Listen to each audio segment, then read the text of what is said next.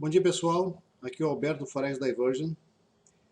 Nesse vídeo eu vou mostrar a parte mais importante do Forex Diversion System para ser bem sucedido, as Golden Rules, regras de ouro. As regras de ouro são simples e diretamente proporcional ao sucesso. Nesse vídeo eu vou comentar passo a passo, regra por regra.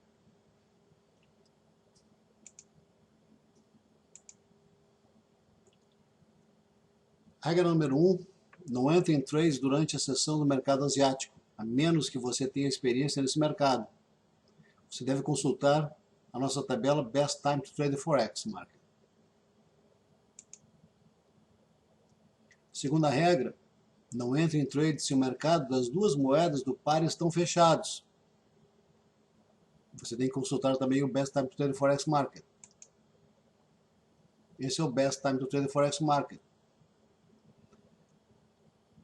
A melhor hora para fazer o trade é das 4 da manhã, New York Time, até as 11, onde os markets, European Market, o London Market e o US Market, eles estão abertos. Você pode trade esse market também, mas esse market não é muito fácil de trade. Por isso eu recomendo, se você é novo no mercado ou se você não entende bem o mercado, melhor é trade nessa hora aqui.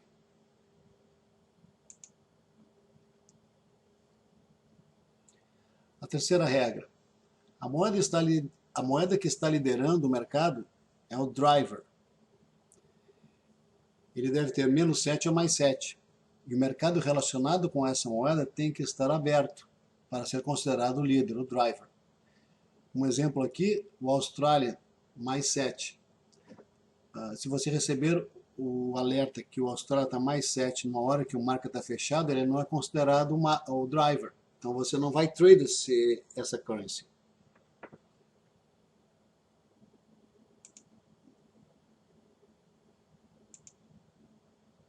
Quarta regra.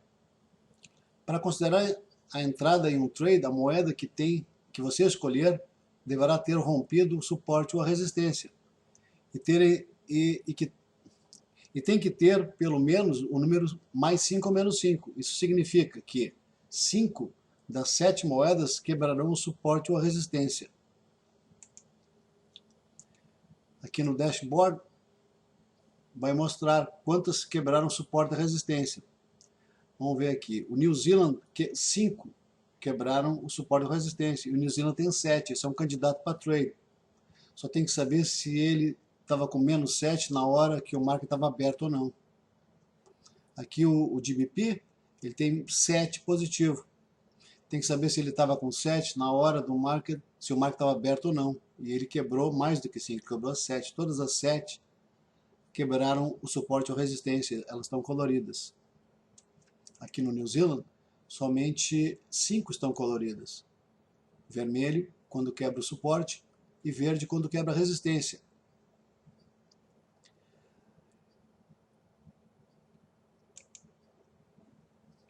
A quinta regra.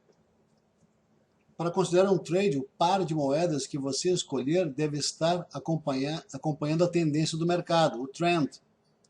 Os time frames H4 e D1 precisam estar apontando para a mesma direção do sinal. Procure por um cruzamento ou um bounce. O bounce, eu coloquei aqui, eu não sei como traduzir, mas é um bate e volta. Se eu estiver indo para cima e aí ele volta e ele bate na linha da tendência do moving average, e aí ele começa a ir para a direção do alerta. Esse é um bounce, é um do moving average, né? O H4 na média móvel. É importante lembrar que existe uma possibilidade de se obter pips de lucro executando trades contra a tendência do mercado, mas o risco é muito maior. Por isso, aconselhamos sempre executar trades que acompanham a tendência do mercado.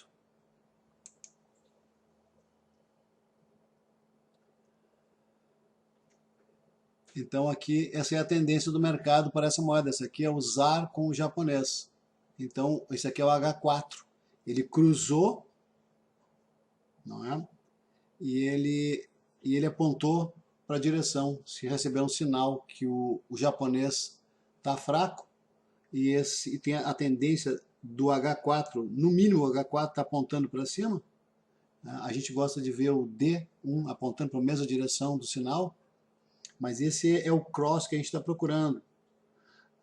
Quem trade nesse dia aqui deve ter colocado uma linha aqui para saber qual é o máximo que ele subiu nesses time frames aqui do H4. Quando ele cruzou outra vez e recebeu o alerta que o japonês estava fraco, aí ele cruzou e começou a subir. Regra número 6. Verifique a distância em pips entre o intraday support and resistance mostrado no dashboard até o próximo support and resistance dos tempos H4 e D1. O motivo pelo qual fazemos esse cálculo é conseguir uma imagem clara de um possível movimento.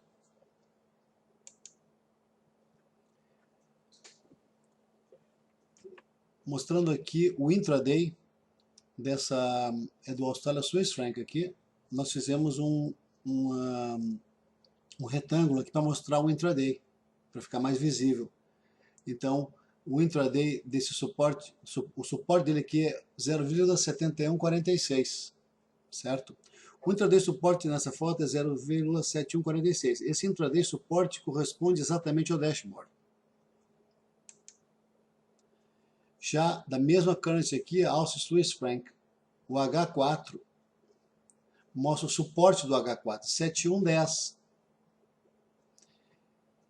Esse é o próximo suporte no H4, 7110. Então, a distância entre os dois é de somente 36 pips. Nós procuramos sempre por movimentos de pelo menos 80 a 100 pips de distância. Isso quer dizer, se você entrar no movimento depois que passar o suporte aqui do intraday, o suporte, e você pensa que vai passar aqui esse suporte do H4, às vezes não passa, ele volta. Então é mais perigoso fazer o trade se está muito perto do próximo suporte nos time frames maiores. Então por isso que nós temos que sempre ver onde é que está o próximo suporte ou resistência. Então a gente olha no H4, no D1, às vezes no W1 é fácil de enxergar. Se você vai trade olhando só os small time frames dos 5, 15, você não sabe onde que a currency está indo. Na verdade, não sabe onde ela vai parar. Você não vê onde que está o suporte ou resistência dos time frames maiores. Regra número 7. Assim que você receber o sinal alerta no seu e-mail, consulte o dashboard para confirmar o driver. O driver vai ter sempre mais 7 ou menos 7. E também para verificar qual a moeda que está apresentando os melhores números opostos para fazer o trade. Por favor, veja abaixo. Se tu tens mais 7 no dashboard, tu vai procurar a moeda que tem menos 3 no mínimo para trade. Ou menos 4, ou menos 5, ou menos 6, ou menos 7, com mais 7 é a melhor situação. Mas nem sempre ela acontece. Então, você vai procurar no mínimo menos 3. E se tu receber o sinal vai ter menos 7, então você vai procurar os números positivos, os maiores números positivos para poder trade esse par. Aqui a gente mostra que o GBP estava 7 e o New Zealand menos 7. Esse era o melhor par para trade. Mas o GBP também podia ser trade com o Australian, que tem menos 5. Se você olhar aqui, o GBP com o Australian, ele moveu 119 pips. O Australian tinha menos 5. E se você olhar aqui o GBP com o New Zealand, ele moveu, onde é que ele está aqui? 158 pips, mais pips do que moveu o Australian, porque o New Zealand estava muito mais fraco que o Australian. Então a força que mostra aqui é diretamente proporcional ao número de pips.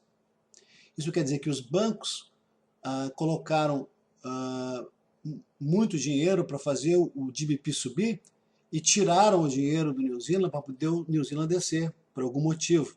Mas a gente não precisa saber o motivo, só tem que saber se está menos 7 ou mais 7. Uma news, uma coisa que aconteceu, Então aconteceu que essa disparidade, uma forte e uma fraca, é o trade onde dá mais pips, onde tem uma bem forte e uma bem fraca.